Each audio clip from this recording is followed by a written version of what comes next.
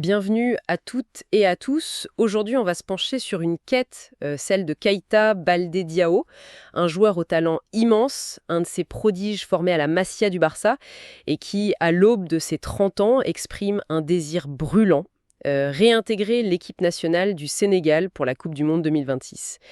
Ce n'est pas juste un souhait de retour, c'est une ambition personnelle très profonde qui coïncide avec un moment charnière pour les Lions de la Teranga.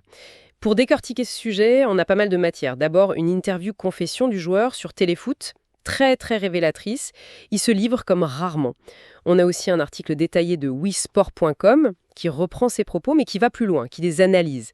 Et enfin, une analyse technique et stratégique très fouillée sur les perspectives, les chiffres, les conditions de son retour, quoi. Et le contexte est absolument passionnant, parce que l'histoire de Keita Baldé, au fond, c'est un peu le miroir des ambitions du Sénégal, le champion d'Afrique en titre. Donc on va aller bien au-delà de son cas personnel, on va parler de maturité, de la gestion d'un groupe par un nouveau sélectionneur, Pape Thiaw, et surtout de la compétition, mais féroce, au sein d'une des meilleures attaques du continent. La question, c'est pas seulement est-ce qu'il peut revenir, c'est surtout qu'est-ce qu'il apporterait aujourd'hui à une équipe qui gagne déjà et qui vise le sommet. Alors allons-y, commençons par l'homme, sa mentalité. Dans son interview, Keita Baldé, il parle d'objectifs personnels très clairs, marquer, faire des passes décisives, mais il insiste beaucoup sur un point, être plus efficace, plus décisif. Et puis il fait un aveu assez frappant, je trouve. Il admet que plus jeune, il ne prenait pas la sélection très au sérieux. Ce sont des mots forts, oui. Il dit, je cite, « Plus les années passent, plus je l'apprécie ». En parlant du maillot, il évoque l'âge, le mental, la maturité. C'est le récit d'une prise de conscience, quoi. Mais venant d'un joueur aussi talentueux, ça prend une autre dimension. On a l'impression d'entendre un homme qui réalise que le temps passe vite et que certaines opportunités, elles se présentent pas deux fois. Et c'est fascinant parce que cette évolution mentale, on a l'impression qu'elle fait écho à sa carrière en club, qui a été une sorte de montagne russe, non ? Exactement. Sa carrière, c'est vraiment un cycle.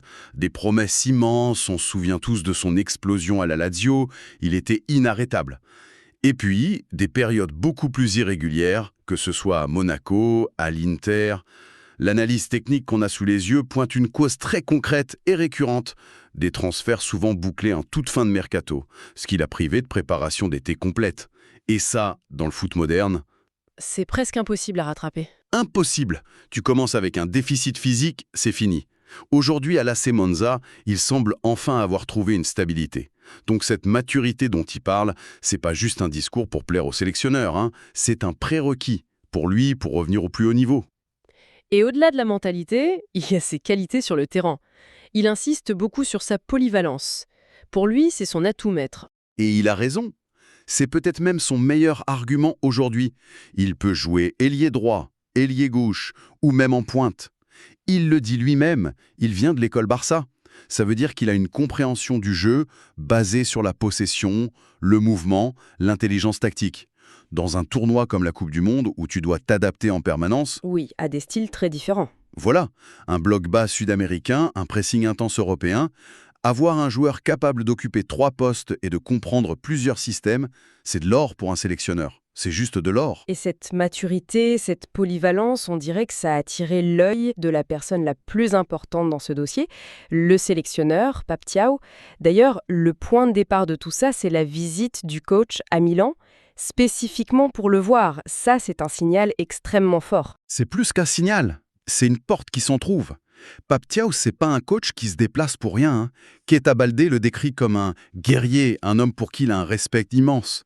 Et il donne un détail qui peut paraître anodin, mais qui est crucial. Thiaw parle espagnol. Ah oui, Et pour un joueur né, élevé et formé en Catalogne, qui pense le foot en espagnol, ça change tout.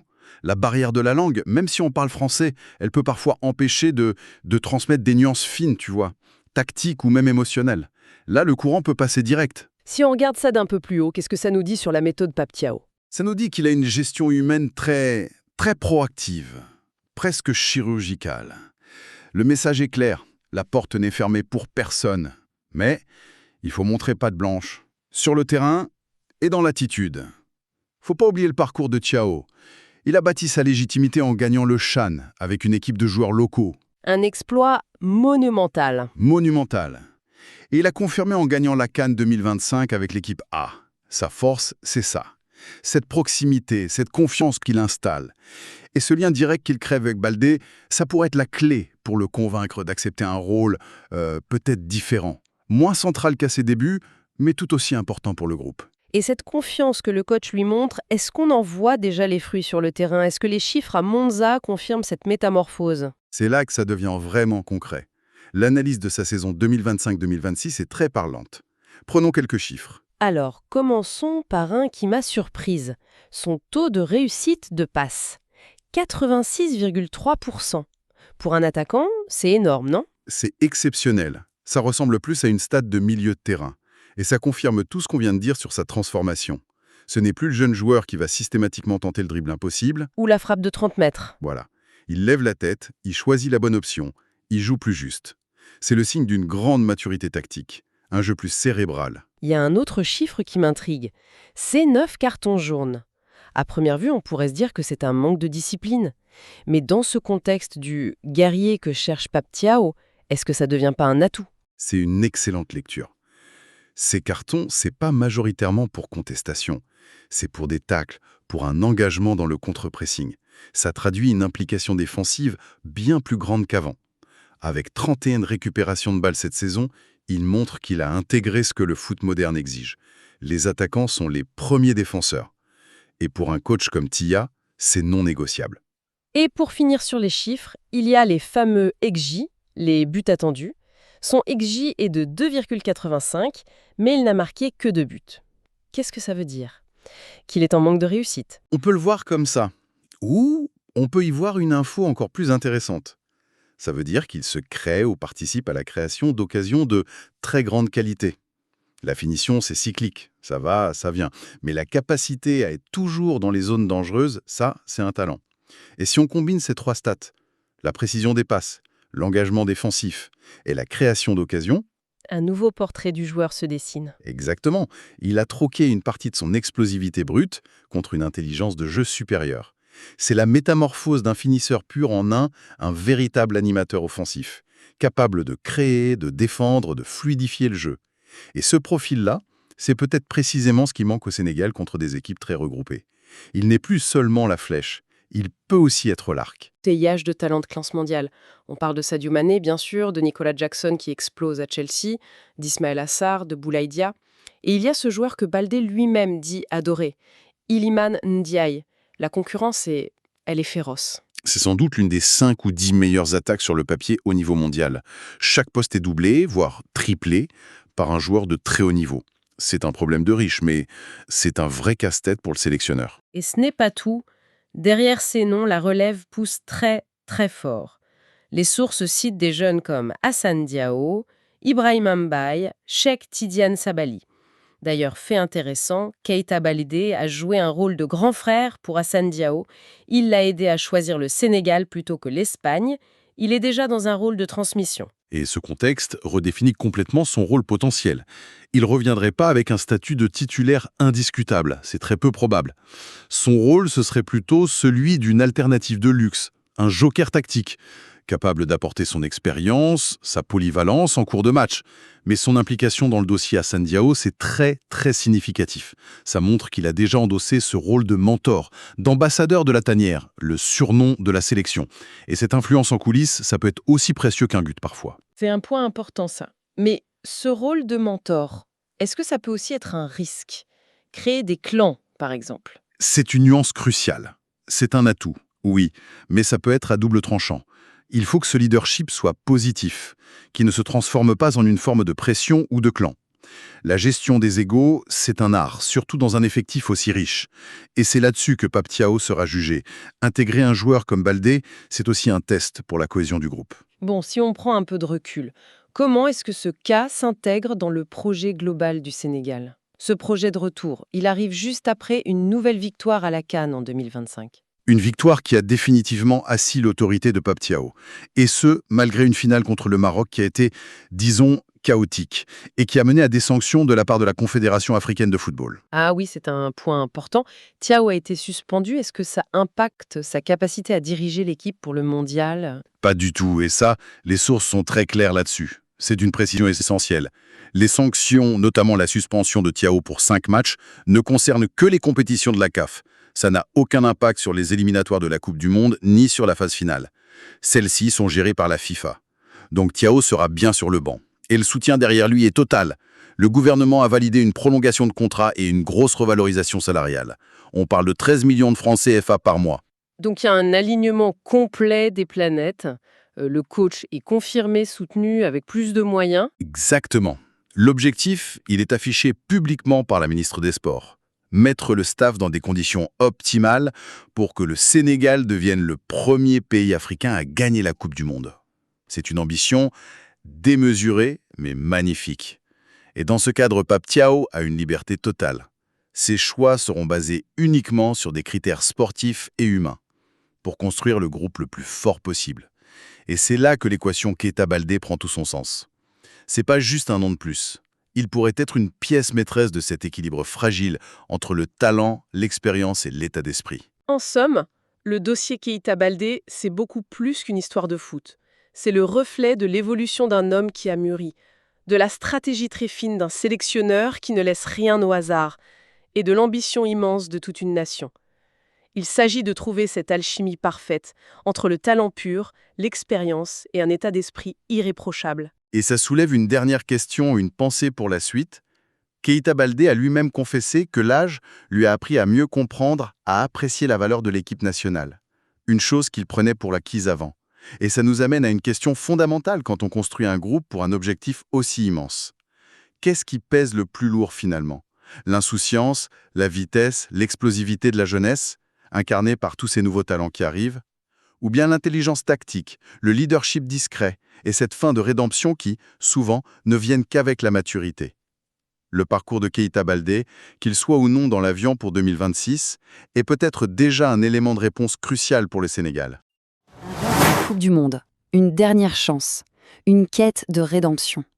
Aujourd'hui, on plonge dans l'histoire passionnante de Keita Baldé et son combat pour retrouver sa place au sommet du football mondial. Voilà, les mots sont posés. C'est simple, c'est direct, mais ça dit tout de son ambition brûlante. À 30 ans, l'attaquant Keita Baldé Diao n'a plus qu'une seule chose en tête, ce mondial. Alors, pour bien comprendre l'enjeu, il faut revenir un peu en arrière. Qu'est-ce que cette Coupe du Monde représente vraiment pour lui ? Keita Baldé, ce n'est pas n'importe qui pour les Lions de la Teranga. Il a connu les sommets, avec une participation mondiale 2018, mais il a aussi connu la frustration immense de rater celui de 2022. Du coup, l'édition 2026, ce n'est pas juste un autre tournoi pour lui. C'est sans aucun doute sa toute dernière chance de briller sur la plus grande scène du monde. Mais attention, le chemin du retour, ce n'est pas juste une question de volonté.